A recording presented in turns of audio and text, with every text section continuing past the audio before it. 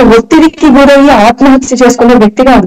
Sir గారు Tiruchanur temple లో work చేసినప్పుడు నేను సార్ గారిని 1-2 సార్లు కలవడం జరిగింది. నాకు బాగా తెలిసిన పరిచయం ఉన్న వ్యక్తి, అంత దగ్గరగా పరిచయం లేకపోయినా నాకు ఐడెంటిఫైడ్ పర్సన్ సార్. ఎందుకంటే తిరుచానూరు టెంపుల్ లో విజిలెన్స్ ఆఫీసర్ గా వర్క్ చేశారు. చాలా కలుపుకొని పోతారు, అంటే గర్వం లేదు. అండ్ ఏదో పోలీస్ ఆఫీసర్ కదా ఇది కదా అని లేదు.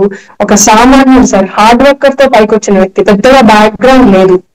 ఈ రోజు చూసినట్టయితే అటువంటి వ్యక్తి కాబట్టే వీళ్ళేం బ్యాక్గ్రౌండ్ లేదు, ఏం చేసుకోలేదు మమ్మల్ని అన్న ఒక దురాలోచనతోనే ఇది చేశారు సార్. కీలక వ్యక్తి ఆయన లేకపోతే మనం ఏదన్నా చేసుకోవచ్చు అని అనుకుంటున్నారు సార్. సార్ ఒక్కటి, మన వెంకటేశ్వర స్వామి దగ్గర నుంచి ఎవ్వరు తప్పించుకోలేరు. కర్మ ఈ రోజు చేస్తే 1 వీక్ లోనో లేదా 1 ఇయర్ లోనో చూపించేస్తుంది. ఈయన కర్మ మీద కర్మలు చేసుకుంటూ వెళ్తున్నాడు. ఈయనకి ఎలా ఉందనే మనం చూడాలి సార్. దేవుడే చూపిస్తాడు మనకి. చంద్రబాబు నాయుడు గారు కానీ అంత ఈజీగా వదిలిపెట్టారు సార్. తప్పులు చేసినది మా సొంత పార్టీలో వాళ్ళైనా సార్ వాళ్ళు వదలరు. క్రమశిక్షణ కలిగిన పార్టీ ఇది కాబట్టి కంపల్సరీ దీని మీద సమగ్రంగా ఇంకా డీప్ గా విచారణ చేసి దోషులకి ఎలాంటి శిక్ష వేస్తే మంచిదో చేస్తారు సార్.